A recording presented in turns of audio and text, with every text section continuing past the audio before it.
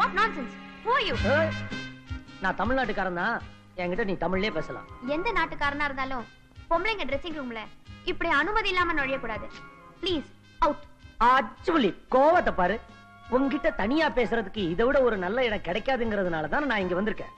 கீதா, நீ ஒரு tourist guide. நான் போக போற இடத்துக்கு நீ தான் வழிகாட்ட முடியும். முதல்ல நீ.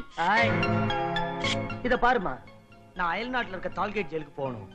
அதுக்கு எல்லையை கடக்கணும். எந்த எல்லை? இந்த ஹோட்டல் எல்லையா? ரொம்ப தமாஷா பேசுறிய.